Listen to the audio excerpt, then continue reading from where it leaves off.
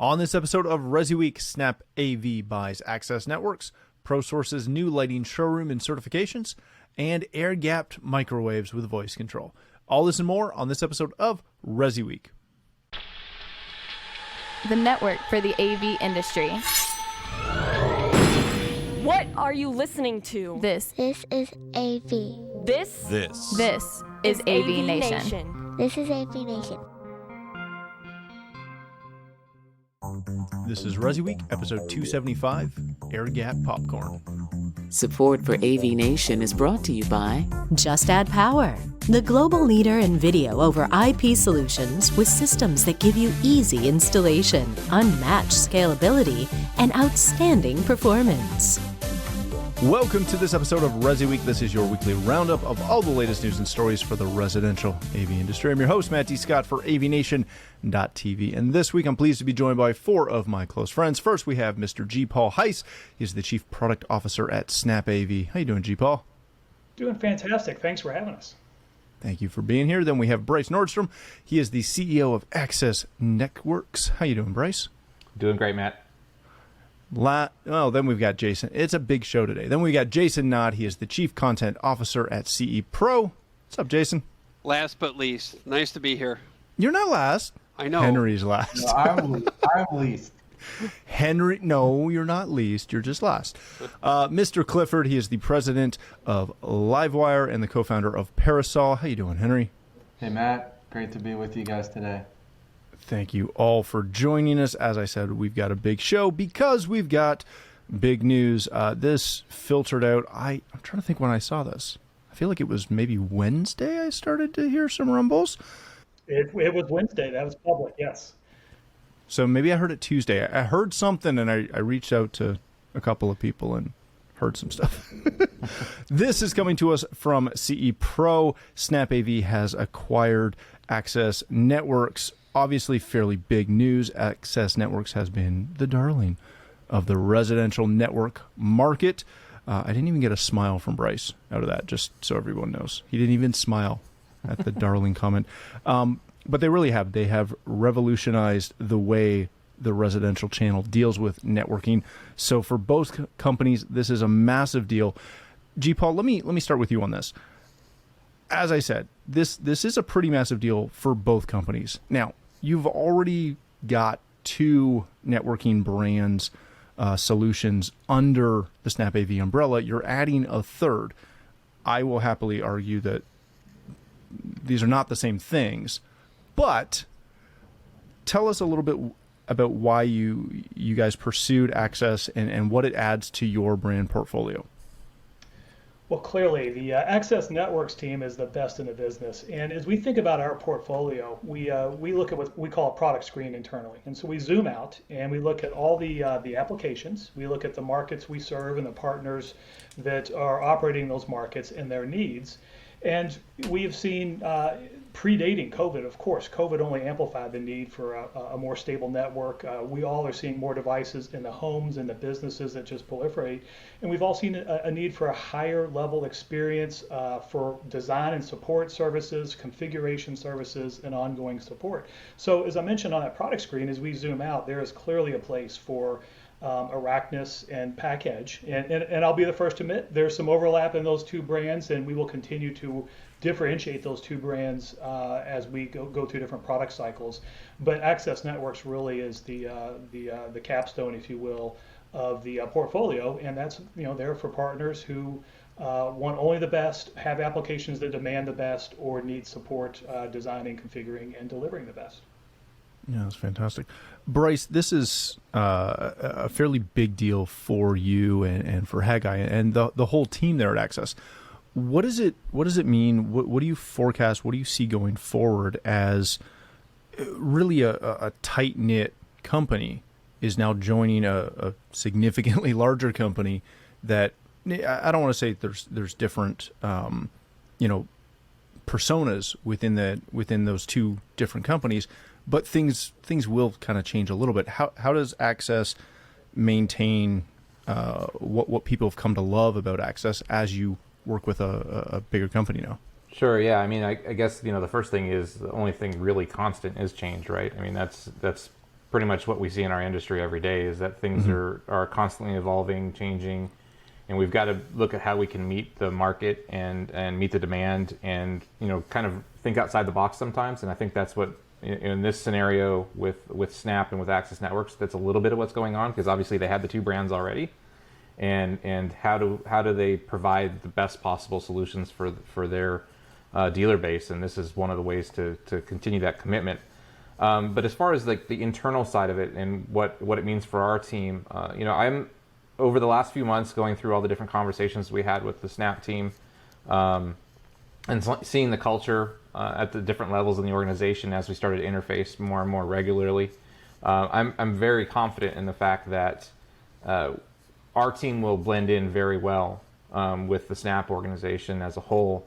We have a very tight-knit team, and the reality is in the next bit of time, whether that's a year, 18 months, that's really not going to change. Our team is going to stay very focused on what its core mission is, which is managed services, providing clients and dealers the best possible solutions on the network perspective.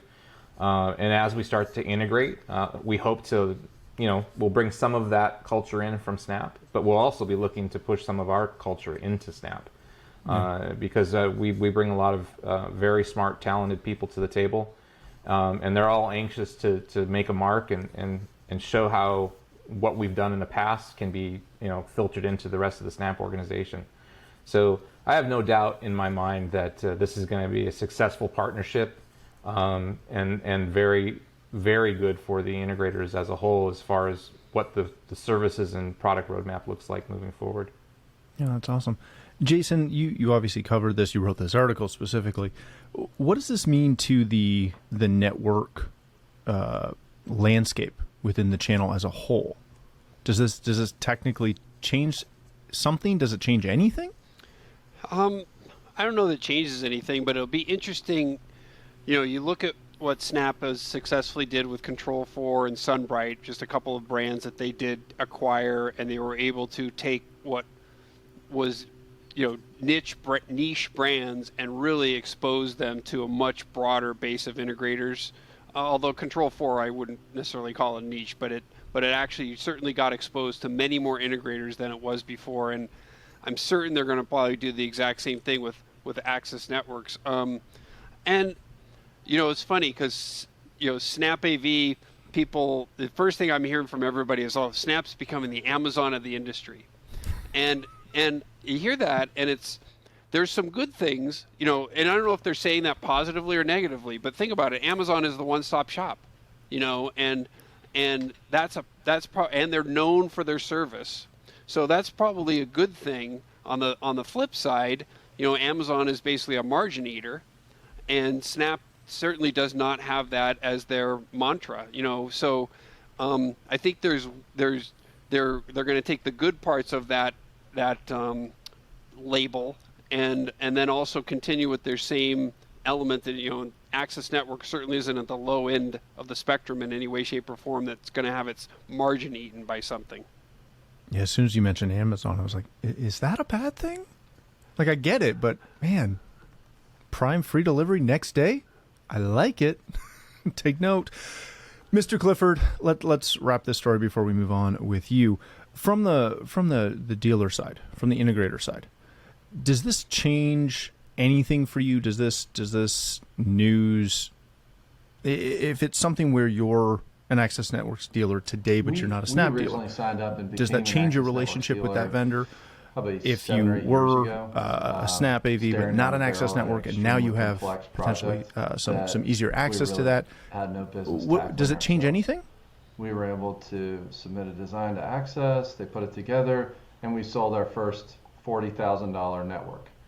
And that was the beginning of a relationship where we never looked back. And Access Networks became this confidence booster for us. And in the industry where there's always going to be level 1, level 2 certifications, there's going to be folks who make it to really advanced technical status in-house. But not many companies out there are going to hire Cisco certified network administrators or other resources like that in-house. So hearing about this Access deal and the pairing with Snap, and I'm in this call right now with two guys who bailed us out of sticky situations as an integrator, as a dealer with Bryce and with GPAL, right? And just seeing their approach towards service and support, I can only imagine amazing things are going to come from that. So that's just where I sit as, you know, running one of these integration businesses. I couldn't be happier about it. All right, gentlemen, let's move on to our next story of the day. This comes to us from Residential Systems. ProSource is opening a new lighting technology and learning center at the Dallas Market Center. This is a full-on showroom that's showing both landscape and in-home lighting, and it will be where they run their certification program. We talked about that on a previous episode. Bryce, let me start with you on this. Lighting is one of those verticals that continually gets talked about within this channel. I would argue that it's something that kind of gets thrown at the wall for a lot of dealers of, hey, we'll look at this lighting thing. If it works, we'll start doing it. If it sucks, we'll just bow out of it. Is this approach of having a major, kind of vendor, buying group company, putting together a huge showroom, putting together a 2-tier training system, is that really the only true approach to get most integrators into the complex world of lighting design? I don't know if it's the only true approach, but it's a good one. And the reason why I say it's a good one is because there's a lot that goes into lighting design and actually fulfilling what the promise is to the end user. And I think, one of the things that as an integrator in past years, one of the things that always, drove me to make decisions around what I was doing with my showroom and was going somewhere and looking at the what ifs. Mm-hmm. And if you don't have any example of what the what ifs are, meaning you don't have any place to actually experience it, and the experience center is thrown around a lot, right? So if you don't have a place to go experience it, then how do you know what you can even take just a little bit of that special sauce and put it into your own world and make a difference and an impact on how you're going to go to market and how you're going to capture clients and how you're going to retain clients and so on and so forth. So I think that's the smart thing about this is the experience that you can create for the dealer just to see what all of these things look like and how they interact with your life and what that looks like from a homeowner's concept. The other thing about this that I think is very smart is actually backing it up with certifications. Mm-hmm. There's a lot of times where you see experience centers and other manufacturers have done those, but they don't really tie the educational side into it. So the dealer goes and says, I got all these great things I can go put in my showroom. And then they get back to their showroom and they're like, well, how do you do it? So how do I actually put this thing in and actually make it make sense and we can go out and sell it and install it in an effective and efficient way? And I think that's the big difference here is that they've added this complete education package around it so that you're not only showing them the what ifs, but you're also giving them the how-tos. And when you put those two things together, I don't know how you don't win with that. Yeah, I like it. Jason, you and I have talked about the lighting aspect of the business quite a few times now. This is another big move by a buying group to really go after lighting hard. We've seen it with HTSA. We've seen it with a couple of the other groups as well. Is this that next bar that integrators can really jump on to expand their market? Because this is, I'd argue this is well outside of most integrators' wheelhouse. Yeah, I can tell you that talking to the manufacturers, they see this right in line with lighting control, shading, and fixtures. Just as prolific as those two categories have become, they see fixtures becoming that commonplace amongst integrators. The other part of this that's kind of, I agree 100% with what Bryce said, that the education part of this is really the key differentiator there. The other thing that might help even push this category even higher is I'm hearing from many integrators about wellness and at the luxury level, not at the base level or the rank and file level for their customer base, but they're getting already requests about wellness at the luxury level of their client base. So lighting fixtures and human-centric lighting and all that all those elements is arguably right up there with indoor air quality, kind of the key elements that integrators can bring to the market for the wellness standpoint. So having something like this at their disposal, I think, will only get bigger because wellness is going to continue to get bigger. Yeah, I like it. Henry, you and I have talked a couple of times in this vein. My biggest pushback anytime I talk to an integrator who's dipping their toes in the lighting world, whether it's just automation, lighting control, or whether it's fixture-based, is that the automation side, the lighting control side, is not that far outside of most people's wheelhouses. It's very technical, right? It's matching loads, matching this, matching that. The design of lighting is a totally different world. I would argue that with most clients who are willing to pay for designer fixtures, that is the true application of design over function, form over function every time. How do most integrators effectively get into the design aspect of this? Yeah, that's a great question. And I think the way ProSource has attacked it is hopefully represents maybe failure over the years at trying to get this to go, as you referenced, throwing stuff against the wall to see if it sticks. But if you look at who was the driving force behind designing that lighting training center down in Dallas, it's David Warfel. It's light can help you. So think of, I mean, to use like an access networks analogy, I mean, you've got this confidence builder where David Warfel and his team say, hey, all you have to do is introduce the client to us and we'll take it from there. They're an integrator friendly shop.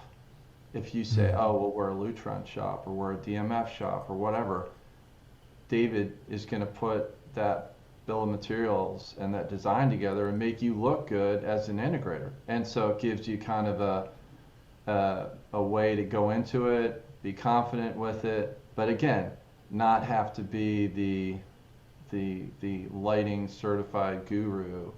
And we've watched a few of our jobs as they've gone by, and you learn something new in-house each time as you watch these design masters do their thing. And it builds up your confidence, so maybe you can go tackle a small job and then a larger job, just like we all did when we started our companies to begin with. So ProSource going the route of partnering with Light Can Help You, I feel like is the thing that is going to make it different this time. Remember, one of the other things that's interesting is that 98% of homes have had zero lighting design. So even the minimal amount that the integrator is going to bring to the table for his customer is going to be more than most of their customers have ever encountered before. So obviously at the ultra high end, high net worth, they're going to have had lighting design, but 98% of homes have had zero lighting design. Yeah, that's very true. G-Paul, let's wrap this story up with you. One of the things I find intriguing about this, and I'm really glad you're here for this, is what steps the major manufacturers are taking to really take advantage of some of the fixtures that are out there. You obviously, through the Control Forearm, have a whole lighting control system platform.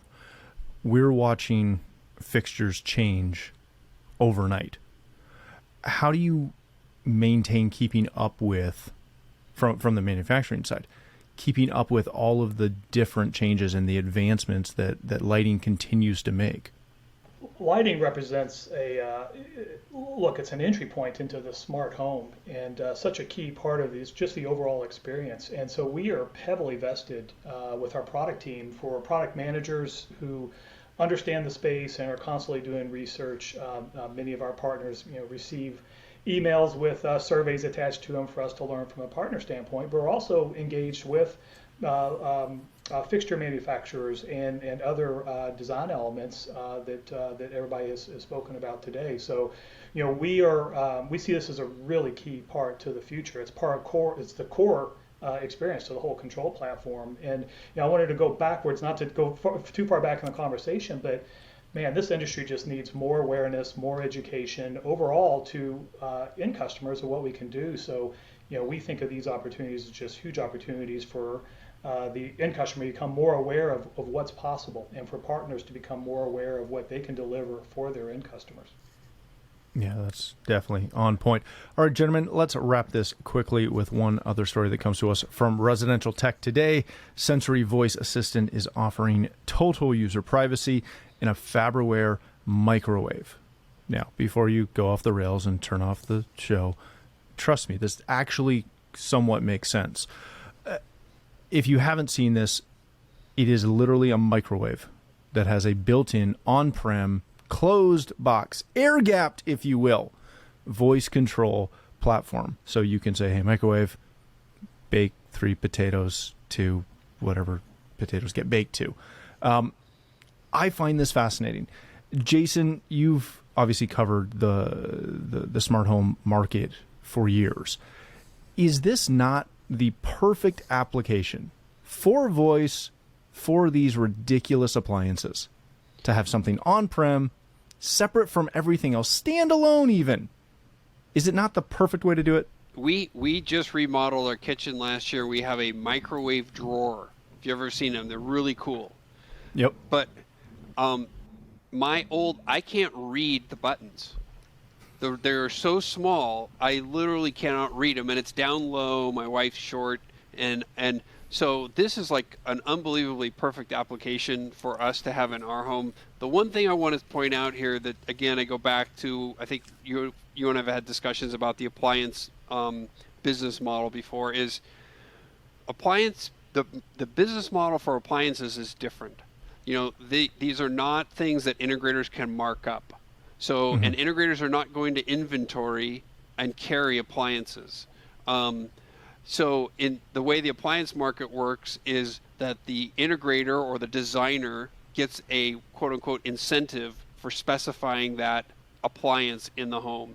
But there's not a markup that is being given to the designer. Designer doesn't have the ability to mark it up. Integrators don't have the ability to mark it up. So it's the one thing I'm really skeptical about in the appliance market overall is that the business model, either the integrator model has to migrate to this incentive program, or the appliance manufacturers have to understand that there's got to be some margin in their product in order for this to really take off for integrators. So that's my soapbox there. I get that, and I don't disagree with that. Henry, is this not the next time you have a client say, hey, I want my voice platform to turn on my oven? Is this not the direction you'd rather see that go?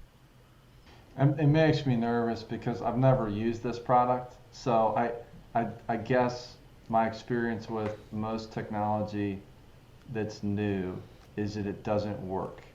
And then slowly it starts to work.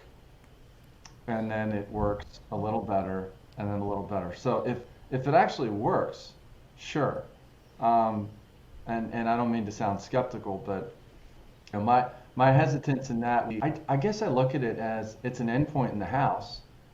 It interests me from a usability perspective, meaning if it actually did work, as well as, say, my voice-activated lighting control, yeah, I'd love that.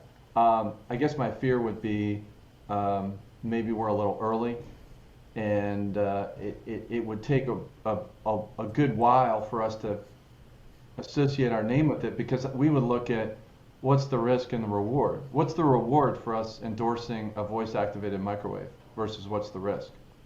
I mean, the reward, Jason just said, there is no reward. There's no financial reward. Maybe we get an attaboy for referring them to the voice-activated microwave. But other than that, I mean, yeah, it's interesting. It's got a gee whiz factor. As a technologist, I think it's cool. But I'm not seeing a path for integrators should be aware of this kind of should be aware of these kinds of things. But I think there's a gap where appliance people, of course, there's obvious exceptions to that. There's some fantastic appliance folks out there who are very forward thinking, but I would imagine there's a gap there as well. But I would probably be fairly skeptical looking at something new like that, and would want to have it in my own house first before I started recommending it. I'm disappointed how negative you are on this, Henry, just so you know. I know. I hear myself talking. I sound like my dad right now. G. Paul, does this fit anywhere into the SnapAV 5 levels of smart home? Absolutely. I think there's really three key parts to this story. And two of them are closely related. There's privacy and security, which is paramount for us. It's one of our guiding principles, and we believe in protecting the customer, the end customer, with privacy and security through their entire platform, not just voice. Related to that privacy and security, of course, I just said is voice as well, which I am a big proponent of, and we are leveraging internally more and more. It's not the only user interface, but it's one of many, and there are certain experiences in the home that just make sense with voice. So, just a moment ago, we were talking about lighting. Fantastic to be able to experience lighting and shades with voice, audio scene control, global macros. These are all things that voice is really a great way to interface. And as I said, the privacy and security standpoint are really key when you offer voice. So the third component, of course, is smart appliances. And we are seeing an increased interest in smart appliances from the manufacturers as we engage with the manufacturers. And of course, in all the stories. And, I agree with Jason. In fact, a long time ago in my history, when I was an integrator, I was tied to a really high-end appliance story. And I think there's some interesting parallels, but there's also some very big differences. It's going to be incumbent on our industry to integrate with those devices, though. I think at some point, the end customers are going to expect that integration. And regardless if we're selling it or not, we're going to have a solution for that. Yeah, very good. I'm so glad you brought up the security aspect of it, because honestly, that's what I like the most about this. Bryce, as a network guy, and you and I have had lots of conversations about network security, is this not the perfect way to get a smart appliance into the house and not have it connect to anything? Like, it sounds just perfect. Yeah, if you're looking for the ultimate in security, air gap is definitely the way to go. And as far as like Henry's point, I mean, I think the benefit here is hot popcorn. But when it comes down to it, I think that you've got certain types of end users that are very concerned with security, and the issue with manufacturers that build products that don't normally fit into a smart home scenario is that they have the ability to make some really cool things that you can control with voice or via cloud control, but they're also extremely exposed if they're not monitoring those services all of the time. And what that means is that if their service becomes a weakness for that company, it could destroy a company. So in some respect, for a manufacturer to come out with a product like this, or even I'm guessing this is the first one of multiple products that they'll release that have the same functionality, and to air gap them in that respect and still provide the same kind of experience, meaning you can control it with your voice, I think it's a smart play. I think it's going to have legs with a certain type of consumer, somebody that is ultra concerned about privacy. And as long as there is, at some point, maybe some local integration into other systems in the house where, my big thing, just to give you an example, who doesn't leave clothes in the dryer past the point when they're supposed to be done? And then you go, oh, now I got to turn them back on to get them unwrinkled, right? So I think most people do that, not by want, but because they get busy doing something else. And I would like to be able to talk to something in my room that I'm in now and say, can you turn the dryer back on for 20 minutes, but also not make sure that the dryer manufacturer is not the one that's handling my cybersecurity. So I think that this thing has some potential. There's both sides of the coin here, but from a end user perspective, I think having the choices out there in the market makes a lot of sense. And from a manufacturer's perspective, I think it's a smart move. So Bryce, would you see that the same consumer who wants a connected appliance might be the person who wants this microwave, but is he going to want to have all of his other appliances not connected the same way that this one is? He's going to want to wait until they're all symbiotic in some way, I'm guessing, or is that what you think? Yeah, I think that's going to be it's like almost like an internal closed network that just allows you to control these kind of things. I think the biggest challenge that all these manufacturers are going to have is having a good voice engine. because I remember back in the 90s when a couple of car audio manufacturers came out with voice interface navigation, and you couldn't even talk to the thing. It was miserable. And if it's anything like that, you're going to be, it's going to be a hard road for them. But if they have a very good partner for their voice engine, I think they can do a lot of really cool things with this and build it into kind of a closed network in the house where you could talk to your dryer in the laundry room and turn your microwave on. That'd be pretty cool. So I can't wait to get a Viking closed loop voice network for my kitchen. There you go. Fantastic. Not that I have Viking, but I'd like it. All right, gentlemen, let's wrap it there. We are out of time. Thank you all for joining us. G. Paul, if people want to connect with you, learn more about SnapAV, where can they do that? SnapAV.com. Excellent. Thank you, sir. Bryce, my friend, if people want to connect with you, learn more about Access Networks, how can they do that? accessnetworks.com or my email, bryce@accessnetworks.com. Thank you, sir. Mr. Knott, thank you for joining us. If people want to connect with you or connect with CE Pro, etc., where can they do that? They can obviously go to cepro.com. We have a CE Pro LinkedIn page, and they can follow me on Twitter at Jason W. Knott. Excellent. Thank you, sir. Mr. Clifford, thank you for joining us. If people want to connect with you, learn more about Livewire, or get connected with Paracel, where can they do that? Online at Get Livewire, at Get Parasol, and thanks again, Matt, and it's been great to be here today. Thank you all again for joining us. If you'd like to connect with me, you can find me on Twitter at Matt D. Scott and pretty much every other social platform. But more importantly, please visit AVNation.tv, where you'll find this show as well as a wide variety of our other shows with all the verticals that we cover. When you visit the website, please take a moment to check out our supporters. We are extremely thankful for their support and ask that you check them out as well. Thanks again for watching. That's all the time we have for this episode of ResiWeek.